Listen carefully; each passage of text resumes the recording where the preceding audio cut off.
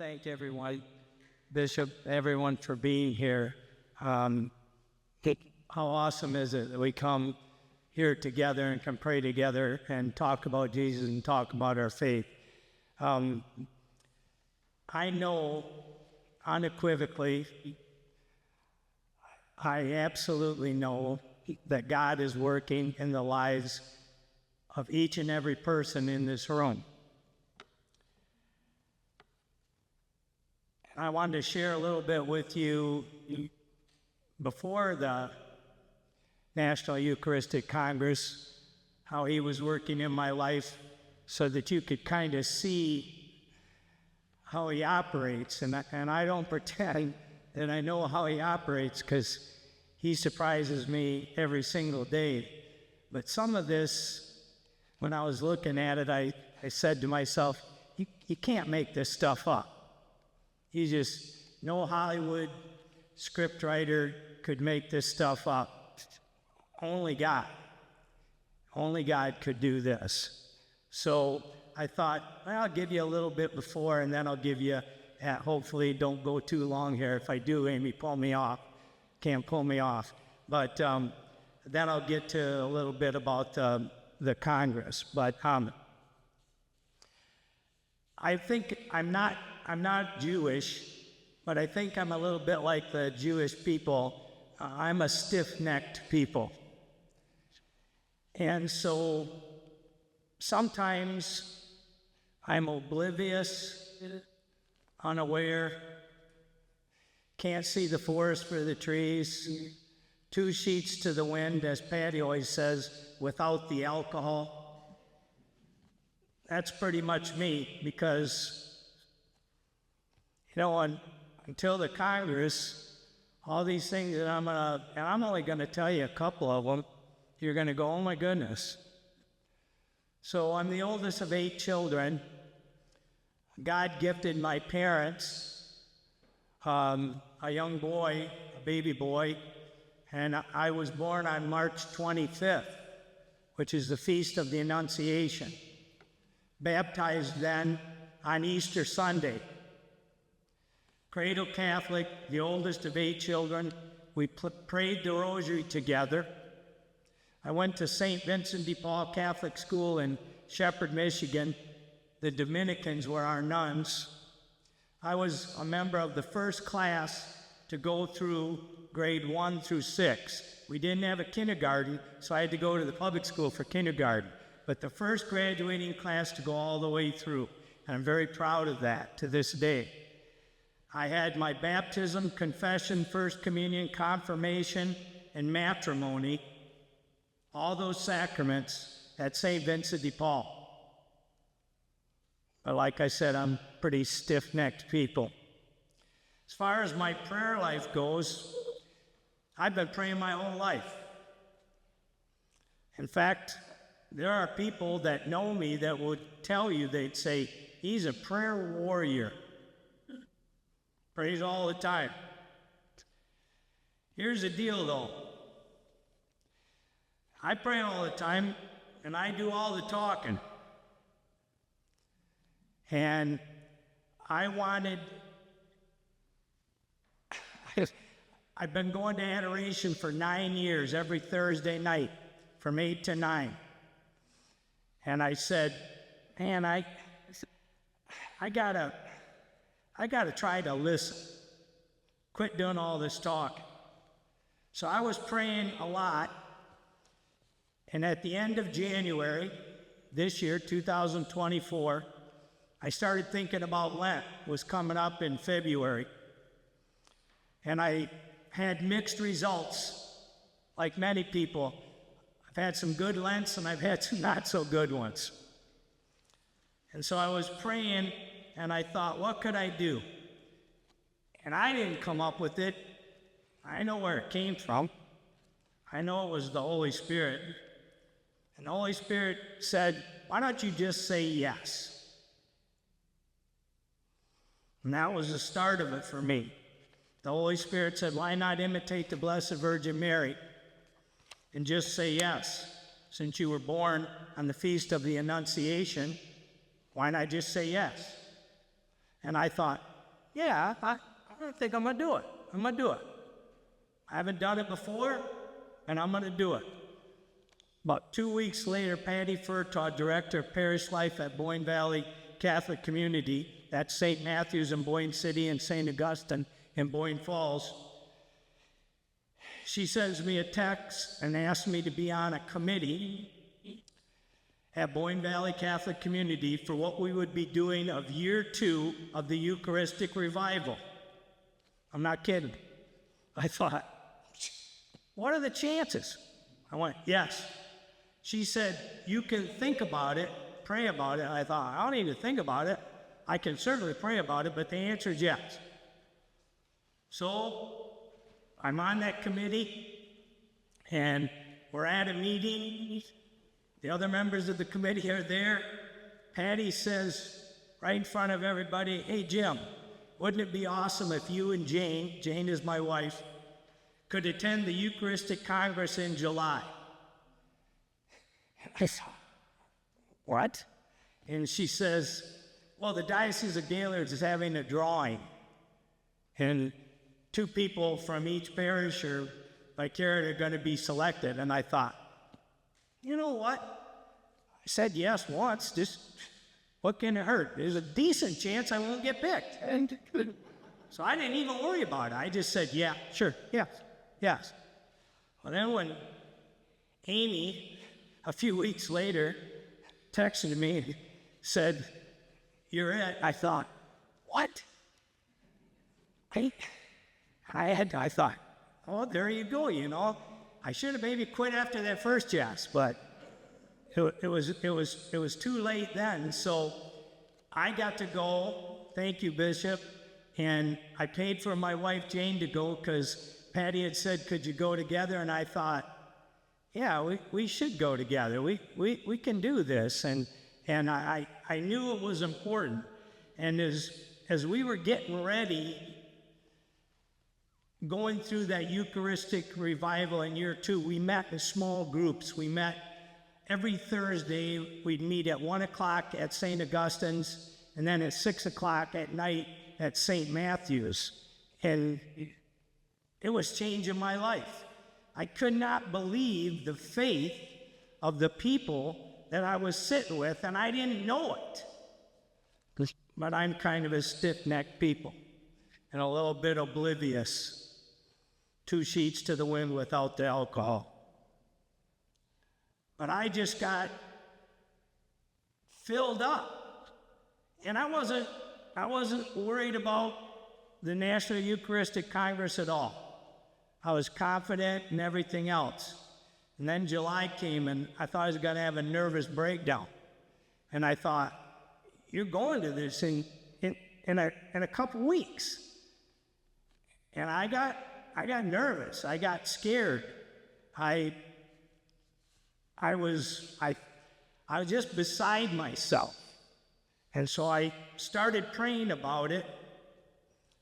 And I thought, you said yes, just go there and try to be open. Try to be open. Open your heart. Just try to be open. But even though I did that, and I said that to myself, I'm always a little guarded, always hold back a little bit. So I didn't really open up completely. And of course, the Holy Spirit knew what he was doing. He knew I wouldn't. He knew he would have to put in a little overtime, and he did. So here are my highlights. I'll fast forward for the Eucharistic Congress. The first one was a bus ride. I rode a bus to Washington, D.C. with 80 8th graders one time, and I said, you got to be nuts to do that. And I said, there's never going to happen again in my lifetime. So I was a little nervous about the bus ride.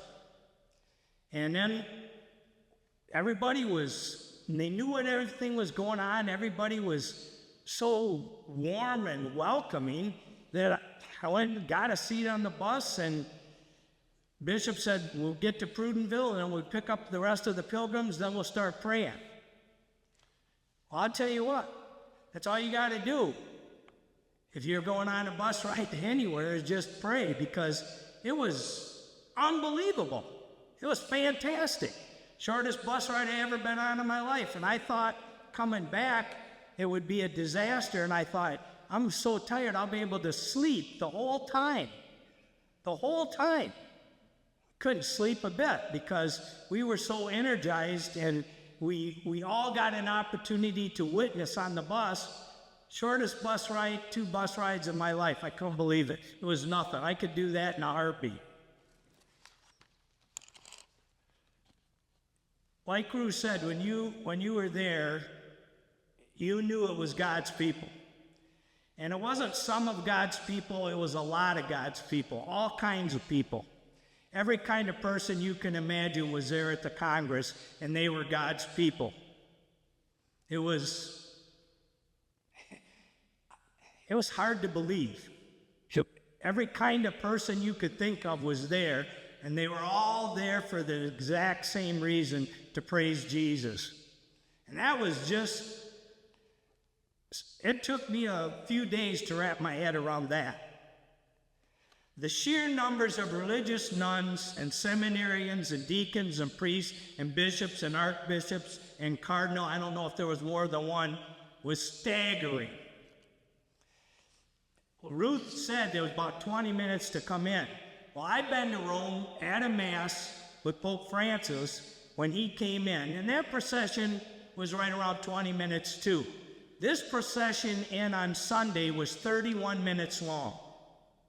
31 minutes.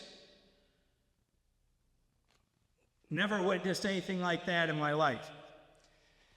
I went to Rosary, I went to confession, I went to Mass, I went to adoration. If you could get in the adoration chapel, I went a couple times, but we had benediction, we had adoration every night in Lucas Oil. That was unbelievable. I was all worried about where was I going to kneel? I'm sitting in the stands where they watch football game. And then I look over, and everybody's kneeling. Everybody. I mean, people that you go, you probably shouldn't be kneeling, and they're kneeling. And it was, you could have heard a pin drop. And I, in my stiff-neckedness, I was waiting for somebody to yell out, like they do at events, concerts, or nobody did that. Never happened once. It never happened one time. Just incredible. As far as the speakers go, the first speaker I went to, I said, this is the best speaker I've ever heard in my life. Then I went to the second one, I said, okay, this one is the best one I've ever heard in my life. Then when I went to the third one, I said, forget those first two. And so you get the idea. That's what it was. If you could get a hold of a copy of any of that, you would say the same thing. I don't know how that can happen. One can, and it just did. They kept getting better. And this is the last thing, and then I'll shut up. And this,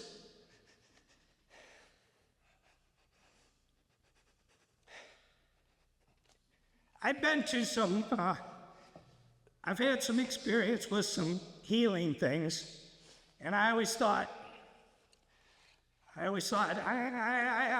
believe it, but I'm not going to raise my hands, and I know not everybody gets healed. So it's not a reticence. I believe in miracles, but I know not everybody gets healed. So it's Friday, we had the Rosary, we had Mass, and then we had the impact session. And I don't remember if it was the first person or second or third, but a woman named Dr. Mary Healy came on, and I believe if I have the name right, it was Monsignor James Shea. And they were going to do this healing session, and I thought, I've already been Wednesday night. Ruth described it. It was unbelievable when the pilgrims came in. I've already accomplished a whole day on Thursday. Everything was glorious. It was hard to imagine everything. Everything was so supercharged. And so coming in there Friday, I hadn't actually done a lot of reflection about anything and done any thinking, and here comes this healing session. So there's a pilgrim sitting next to me named Jennifer, and she's a special person, and she has something that prevents her from walking normally. She sat right next to me. 2 seats away from me was a fellow pilgrim, a member of my parish at Boyne Valley Catholic Community, Sue, who had lost the sight in her left eye. I even felt terrible when we drove to Gaylord on that Wednesday morning because I thought, you should have called Sue because she can't drive in the dark. She won't do it. And I thought, how's she going to get there? Well, she had Tony and she got there, but, I had completely forgot. So we're sitting there, and as Dr. Healy starts talking and going through this, and then Monsignor came out, I thought to myself, and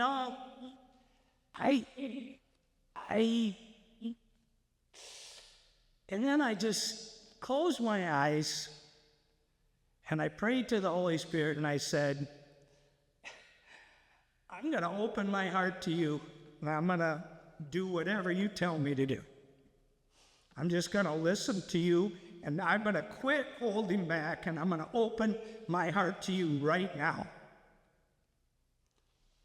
And I went through that healing session where I would be reticent to raise my hands and do any of that, and I'll tell you what, I was into it. I knew something had happened. So the session is almost done, and Dr. Healy says there's 3 people who are experiencing healing right now. So Monsignor's talking, and he's still going through this, and then she's at the other microphone, and she says 3 people. 1 person with swollen ankles, 1 person with a stiff neck, and somebody's going to regain vision in their left eye. And a few minutes later, it came to an end, and we were all standing, and all of a sudden, my wife starts shrieking. Tony starts shrieking. Sue starts shrieking. They're all screaming and crying. I'm just looking over there as, what's going on? And when Sue opened up her eyes, she could see out of her left eye. And I said to myself, I believe it. Instead of being that stick-necked people that I've been my whole life, when God has to go through all these things, pointing, doing all the work he has to do over and over and over again to get me to pay attention. And I just said, and I was just filled with a wonderfulness, and I turned to Jennifer, and I looked at her, and I just went. And I didn't know what to say to her.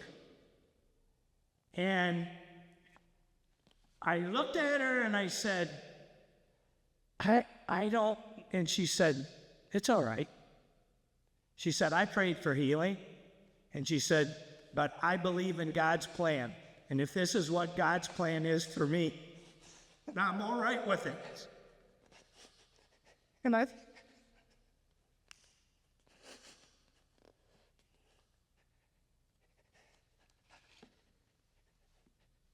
so all the times that my faith has been